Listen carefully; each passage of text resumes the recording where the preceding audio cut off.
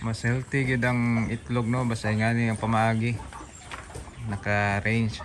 Mura siya og Bisaya ba, makakaon sila mga sagbot, mga mananap, mga insects.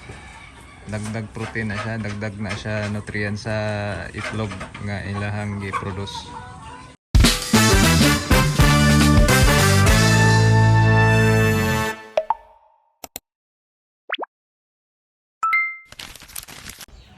Hello guys, this is Mark from Makoy's Free Range Chicken. Atong i-take advantage karong adlaw no, kay diinit na.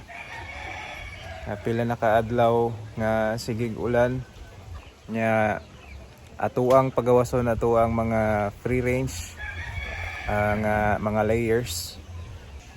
Kanang naa sa akong likod no, mo din amo ang layer house na diha nahimutang ang amuang mga layers bago pang mga nangitlog karon. Gamay pa ilahang mga itlog na pa sa mga piwi, small, medium, pero nagkadaghan no sa nagkadaghan na ilang itlog nya kay niinit man karon, medyo hindot ang panahon nato karon. Atoa silang pagawason sa ilahang ranging area, mao na ilahang ranging area dala kanang nainit. Atoa silang pagawason narong maintan sa sila og maka sunbat nya maka dustbat sa sila.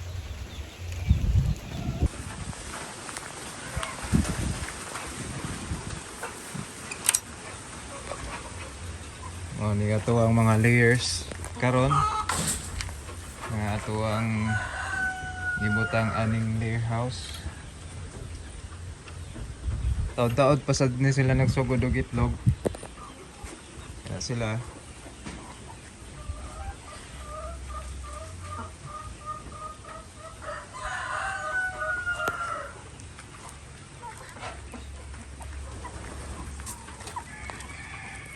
wali porma sa D109 nga F1 layer type.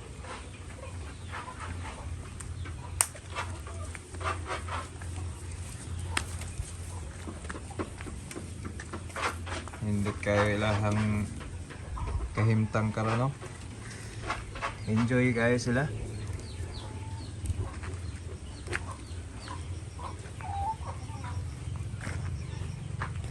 Ang uban gapalandong hindi ka na nagpainit.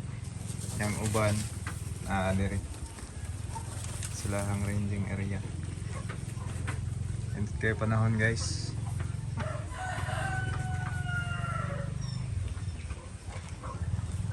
Enjoy kayo atong mga manok no. Naka dustbat sila, naka sunbat.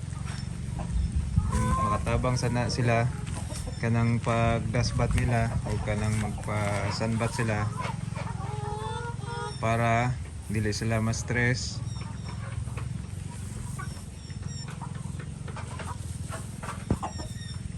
So nga na atong kahimtang sa atong mga free range chicken no.